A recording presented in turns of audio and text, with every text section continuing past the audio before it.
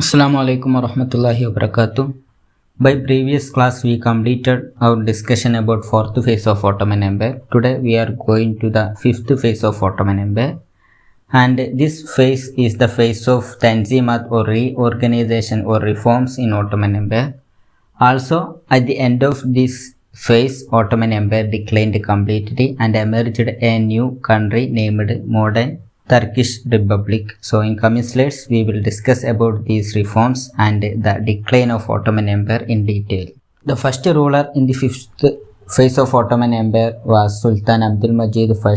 He was 31st Ottoman ruler and he became the ruler in 1839 after his father Mahmud II's death, and his ruling time was notable for rise of nationalists. Many people in different countries under Ottoman Empire argued for their own nationality and freedom of their own nations. So to oppose this nationalist movement of different communities and different people, Abdul Majid brought a new ideology of Ottomanism to stop this nationalist movement and also to the support and existence of Ottoman Empire. And the most notable achievement of Abdul Majid first was he implemented the plan which was created by his father named Tanzimat or reorganization reforms, and it was a start or the beginning of modernization of Ottoman Empire. He implemented most of the Tanzimat reforms in 1839. The same year he became the ruler of Ottoman Empire. Before discussing important events happened in the time of Abdul Majid first, we can discuss about Tanzimat reforms that brought by Abdul Majid or implemented by Abdul Majid first. And before going to different policies and laws which were brought through Tanzimat reforms, we must understand an overview of Tanzimat reforms. So he brought or implemented Tanzimat reforms to get three important things to every subject of Ottoman Empire. The first one, that to make sure that every member or every pupil or every subject of Ottoman Empire must be protected, they themselves and their property, so no one can attack them or capture them or loot them. So it was the first important things he want to make sure for every subject of Ottoman Empire by implementing Tanzimat reforms. Next important thing was the tax imposed on the subject must be fair and equal. So in previous time, non-Muslims have to give more taxes than Muslims. So Abdul Majid brought this reform to make tax imposed on every subject of Ottoman Empire must be fair and equal. So there is no impartiality in the tax imposition in the time of Abdul Majid. And the third important thing that he want to make sure in his country was full religious liberty and equal civil rights to every pupil or every individual who lives under the Ottoman Empire. And for getting these three results, he implemented Tanzimat reforms. But these reforms were opposed by many people, especially Muslim scholars and ulamas, because some of the laws or policies which brought as Tanzimat reforms was against Sharia rule. So because of the opposition of Muslim scholars, Abdul Majid couldn't implement his reforms in all part of Ottoman Empire, but he implemented in some part. And in coming slides we will discuss some important policies that brought as a Tanzimat reforms. First important feature of Tanzimat reform was introduction of Ottoman paper banknotes. So before that there wasn't any banknotes in Ottoman Empire. So in 1814 Abdul Majid introduced paper banknotes, and between 1842 and 1844 Abdul Majid reorganized the army, and also he introduced a new concept to army named conscription. Conscription means every individual of Ottoman Empire must serve in army for a certain period. So there is no excuse for anyone. Everyone must serve in the Ottoman army for a certain period, which is designed by Ottoman ruler. And another important feature was in 1844 Ottoman Empire adopted a national anthem and also a national flag, as you can see in the left side, a red flag with a crescent and star. And he also reorganized the finance system of Ottoman Empire according to the French model, and also reorganized civil and criminal code of Ottoman Empire according to the French model. So most of the reorganization or reforms were based on the French model. And when he reorganized civil and criminal codes of Ottoman Empire, he made sure to establish judges for both European and Ottoman model.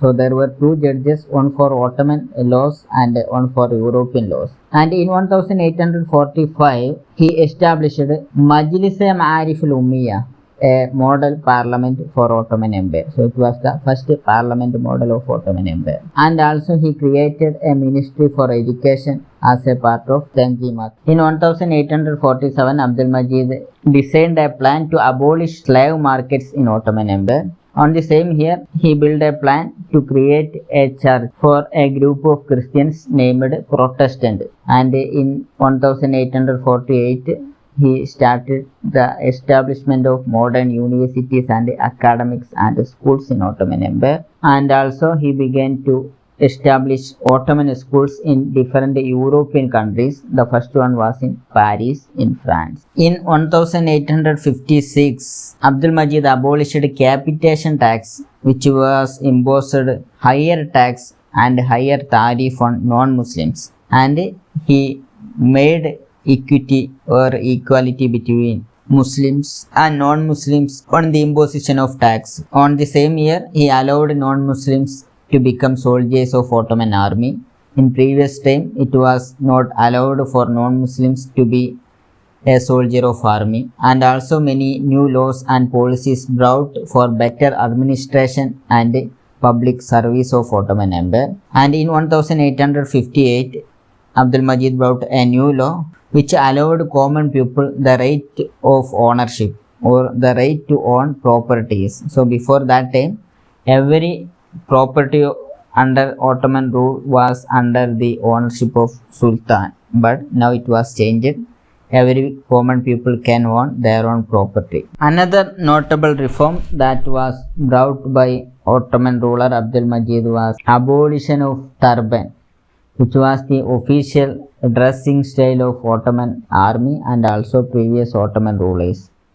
But now he introduced fez and he made fez as a official dressing style of army and pupil of court. So you can see the model of fez cap on the left side of your slide. And in 1844, Abdul Majid created an Ottoman lira as a currency of Ottoman Empire.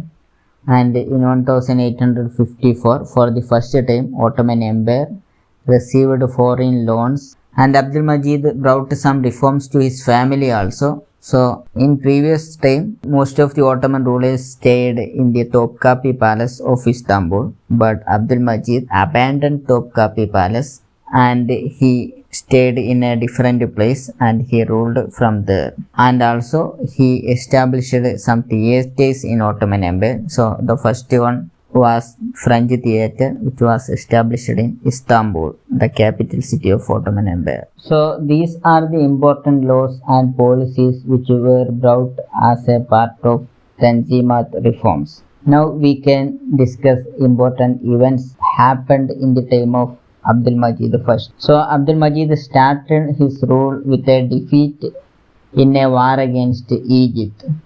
So Ottoman Empire escaped from complete damage or some complete failure by signing a treaty named Convention of London in 1840.